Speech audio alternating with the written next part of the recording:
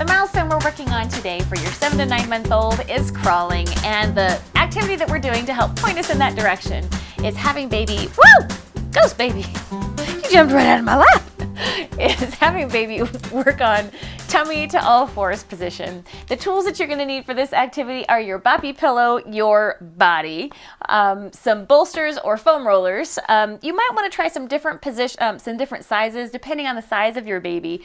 You could have a smaller one depending on if your baby's a little bit on the smaller side, or a bigger one if your baby's a little bit on the bigger side. But a good tried and true is always your leg and the boppy. So grab those items and let's get started.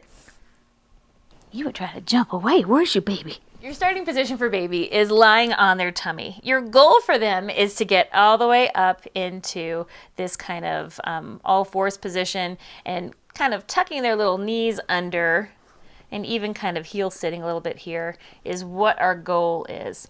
Now, here's the funny thing about crawling is that the word crawling that we associate crawling with is baby up on all fours like this. And many parents believe that this is the crawling position. Well, here's a misnomer, is that this is actually called creeping. When baby starts to crawl with their belly off the floor, it's called creeping. What we're talking about when baby is on their tummy and they're kind of army crawling is kind of what we traditionally call this. This is actually called crawling. I know. Isn't your life better now that you know the difference between those two things? So when baby's here, to help baby be able to bear the weight of their whole body up here, we're going to give them a little bit of help. Now, we can use a bolster to help baby's tummy get off the floor a little bit and help encourage those hips to kind of come in, that hip to bend and that knee to bend, and get a little bit of weight into the knee and into the hip. Because whenever baby's weight is on this, is shifting back into the hip and pelvis, they're getting pressure into the pelvis and into the knee. And what you might see here is that baby starts to either kind of rock back and forth, side to side rather, this way. You also might see them kind of rock back and forth this way. All that is strengthening the glenohumeral joint, that joint up here in the shoulder, and that acetabulum, down here in the pelvis, and that's those ball and socket joints. When the pressure gets into that hip, it's building a nice strong joint connection there to help with later walking and running and all that too.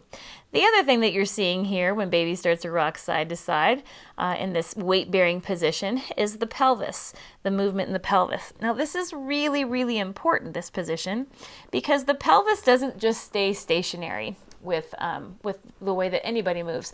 The pelvis moves in a three-dimensional way. It not only moves, in a posterior pelvic tilt and an anterior pelvic tilt where it kind of rocks back and forth from, something like this. I don't even know how to show you on Ghost Baby here, but your pelvis is going to move. It's going to tip down and it's going to tip under. It's going to tip down, kind of like cat and cow in yoga. I feel like I'm manhandling you. But it also rotates side to side. And so all these positions are important as baby continues to develop those big motor skills of crawling, walking, kneeling, running, climbing up stairs, all those motor skills that you think of. And these early skills help support the muscles in the spine and in the back. And as baby continues to develop muscles in their abdomen and in their back, you're going to see that kind of lordotic curve, that big curve in their lower back. You're going to see that diminish over time as they get stronger and stronger. And so this position that we're starting off in is on the tummy. And we're just going to, if baby's not hiking that hip up there, we're going to try to facilitate baby to get that hip up there. We're going to bring our toy. Toys always help direct movement. And so we want to bring that toy up. If we want them to bring this hip up, we're going to bring it over to the side. And we're going to try and get that hip up in that way. Now, if we've got that hip up, we can always help baby shift their weight over to the other side. And that's going to bring the other hip up. And hopefully baby's strong enough to get their arms straight here. And then you want to bring that toy back to the middle. Because our focus right now is trying to keep baby in this position just to get some pressure into the hips and in the knees to get them ready and prepared to walk. If we want to reverse that, we're going to bring the toy back to the side. Hand's going to come down. Maybe they'll kind of side prop here and kind of come up on one arm this way and play. But all this is a precursor to that crawling position and that back and forth sort of pressure they're getting into their hips whenever they start to weight shift their little hips and knees and start to crawl. Boop, boop, boop, boop, boop.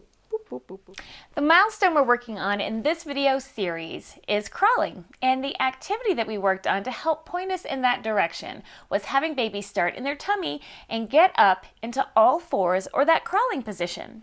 Your call to action for this activity is to give it a shot. Start with baby on their tummy and help baby get into that all fours position. If baby's still having a hard time getting on their tummy or being able to push up into that all fours position, use some different bolsters or foam rollers to help it make it a little bit easier for them to be able to tolerate that weight on their wrists and hands and on their knees. Give that a shot and keep that baby motivated by making sure you have some of their favorite toys around. So your call to action is to give that a shot. Reflect on your playbook of what works and what doesn't work and how things are going using that EAR triangle. All right, friends, bye for now. We'll see you in the next video.